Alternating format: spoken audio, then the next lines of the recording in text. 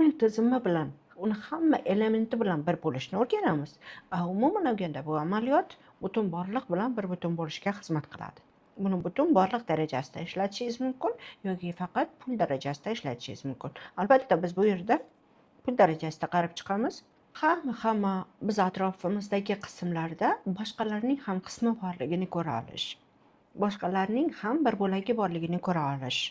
Ya'ni bu sizga shu onni o'zidayoq energiya obmenini ichida ekanligingizni, obmenni ichida ekanligingizni, ya'ni qadr-qimmat almashinuvini ichida ekanligingizni shu onni o'zidayoq sizga his qilishga va sezishga qaytarib beradi, благодарностьga qaytarib beradi, tashakkurlikka qaytarib beradi, minnatdorlikka qaytarib beradi.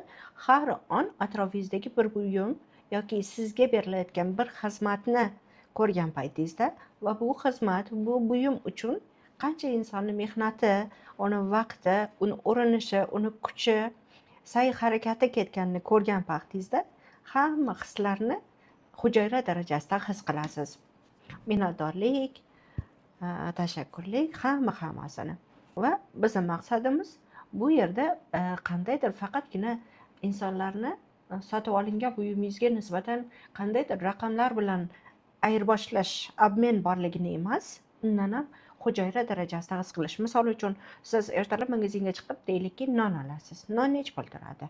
5000 da. 5000 bo'lganidan keyin biz o'ylaymiz, 5000 ga nonni olib keldik deb o'ylaymiz. Bo'ldi, raqam bilan belgiladik qadr-qiymatni shu joyning o'zida. Bo'ldi, uni qiymati 5000 bo'ldi. Lekin biz endi hozir yaxlitlikda qaraydigan bo'ladigan bo'lsak, bu 5000 ni siz bergan paytingizda bu 5000 qayerlarga bo'linadi deb o'ylaysiz? Misol uchun bo'linadi, xamir qoruvchiga bu 5000 ketadi.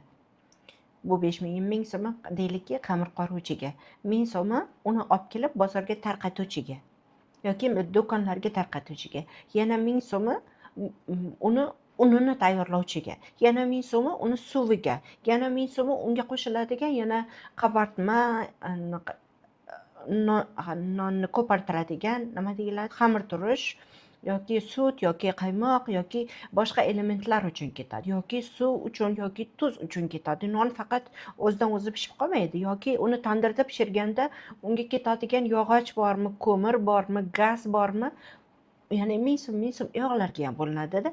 Endi tasavvur qiling, siz to'lagan 5000 gingiz orqasida qancha insonni ro'zg'ori qaynaydi. Siz bir dona 5000 bergan paytingizda siz bitta hozir prodavitsga 5000 bermaysiz-da.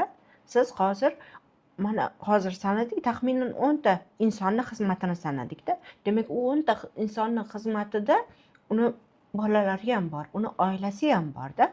Hozir u 10 ta inson har biri u 1000 so'mdan yig'ilgan summani oylik qilib farzandlarini ovqatlantiradi, oilasini ovqatlantiradi-da. Ya'ni hujayra darajasida ketadi aslida bu so'mmada. Biz shunday qarashimiz kerak.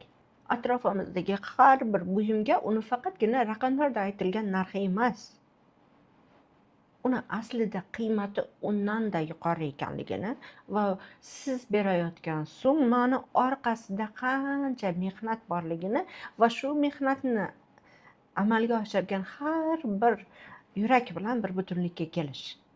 Mana bu pul tizimidagi har bir element bilan yaxlitlikka, bir butunlikka kelish deyiladi. Bizning maqsadimiz shu. Pulni orqasidagi qiymatni ko'rish. 5000 ni orqasidagi qiymatni ko'rish. Maqsad mana shu. Tasavvur qilyapsizmi? Bu orqali siz o'zingizga Amerika kashf qilasizda. Faqat va faqat shu nazarda qaray olish orqali.